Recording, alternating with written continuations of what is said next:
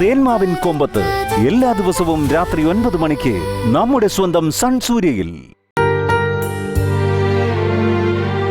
ശേഖരനോട് കേറ് കേറ്, അങ്ങോട്ട് കേറ് ശേഖര. ആ മോളെ സോനെ, കുടിക്കാനായിട്ട് കുറച്ച് വെള്ളം വേണം. ചായ എടുക്കട്ടെ മാഷെ? ആയിക്കോട്ടെ, എന്നാ ചായ തന്നെ ആവാം. കൊണ്ടുവരെ. ശരി. വാ ശേഖര, നടക്ക്.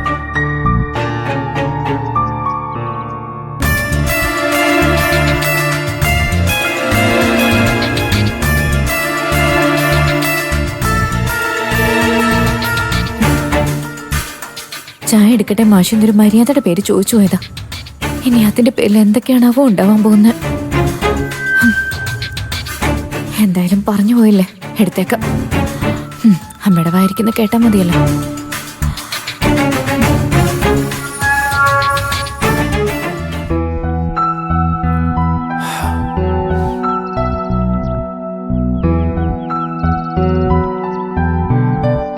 ഇങ്ങോട്ട് ഇരിക്ക് ശേഖര. കുഴപ്പമില്ല മാഷെ, ഞാനിവിടെ നിന്നോളാം. ഇരിക്കടോ, ഇങ്ങോട്ടിരിക്കേ.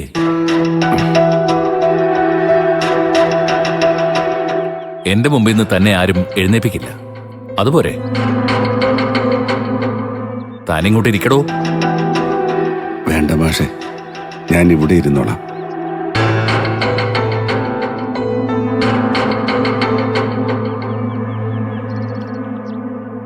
അത് മാഷെ, ഞാൻ കാരണം മാഷ അവമാനിക്കപ്പെടണ്ട. നമുക്കെതിരെ തിരിച്ചു വരുന്ന കല്ലുകൾ നമ്മളെ കൊണ്ട് തടുക്കാൻ പറ്റും ശേഖര. പക്ഷേ മറ്റൊരാൾ മറഞ്ഞിരുന്ന് നമുക്ക് നേരെ എറിയുന്ന കല്ലുകൾ, അത് തടുക്കാൻ നമുക്ക് ആർക്കും കഴിയില്ല. അത് പേടിച്ച് ഒളിച്ചിരിക്കാൻ കഴിയൂ? അതും പറ്റില്ല. അപ്പൊ പിന്നെ നമ്മുടെ കർമ്മം നമ്മൾ ചെയ്യുക. അതിന്റെ ഫലം എന്തായിരുന്നാലും അത് നമ്മൾ സ്വീകരിക്കുക.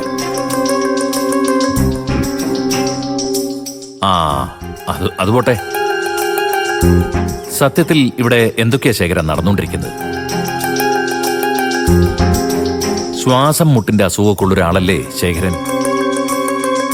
ഇത്ര കഠിനമായ ജോലിയൊക്കെ ഈ ആരോഗ്യം വെച്ച് ശേഖരന് ചെയ്യാൻ കഴിയൂ?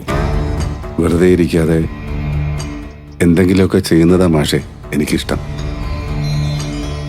എന്ത് ജോലിയും ചെയ്ത് തളരുമ്പോ ഒന്നിരിക്കണം. ദാഹിക്കുമ്പോ കുറച്ച് വെള്ളം വേണം, അത്രയേ ഉള്ളൂ എനിക്ക്. വിശ്രമ ജീവിതം നയിക്കേണ്ട പ്രായത്തിൽ ഒരു മനുഷ്യനും ഇങ്ങനെയൊന്നും ഉണ്ടാവരുത്. എന്റെ കൂടെ ഇവിടേക്ക് വന്നത് ഇപ്പൊ അബദ്ധമായി പോയെന്ന് ശേഖരൻ തോന്നുന്നു. ഒരിക്കലുമില്ല മാഷെ. ഞാൻ ആഗ്രഹിച്ചെടുത്ത് തന്നെയാണ് മാഷ എന്നെ എത്തിച്ചത്.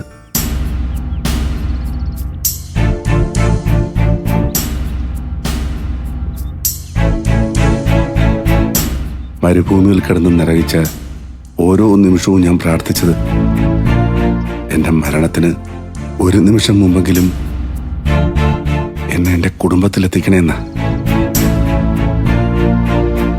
ഇപ്പോ ഒരു നിമിഷമോ ഒരു ദിവസമോ അല്ല, ഞാൻ എന്റെ കുടുംബത്തോടൊപ്പം ദിവസങ്ങൾ തന്നെ പിന്നിടുക. എന്റെ മക്കൾ, മരുമക്കൾ, പേരക്കുട്ടികൾ,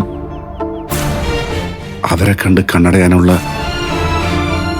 എന്റെ വലിയൊരു സ്വപ്ന ഇപ്പം നടക്കുന്നത്. ഈ സ്വപ്നത്തിൽ നിന്നും മറ്റൊരിടത്തേക്കൊരു മടക്കയാത്ര ഈ ശേഖരന് വേണ്ട.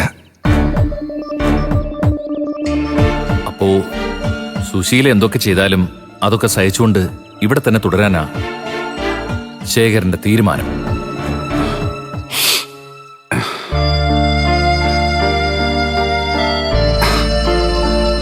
അതെ മാഷെ, സുശീലയ്ക്ക് വേണമെങ്കിൽ എന്നെ തീച്ചുറയിൽ നിർത്തി ശിക്ഷിക്കാമായിരുന്നു. പക്ഷെ ശേഖരന്റെ ശരീരമേ ദഹിക്കൂ. ഈ മനസ്സ് ഇപ്പൊ അനുഭവിക്കുന്ന സന്തോഷവും സംതൃപ്തിയും ഇല്ലാതാക്കാൻ അവൾക്ക് കഴിയില്ല മാഷെ. ശേഖര, നിന്റെ മനസ്സ് കാണാൻ എനിക്ക് കഴിയുന്നുണ്ട്. പക്ഷേ ഭാവിയിൽ നിന്റെ മക്കളെങ്കിലും ആ രീതിയിൽ നിന്നെ അംഗീകരിക്കുമെന്ന് നിനക്ക് തോന്നുന്നുണ്ടോ? അത് അറിയില്ല മാഷേ.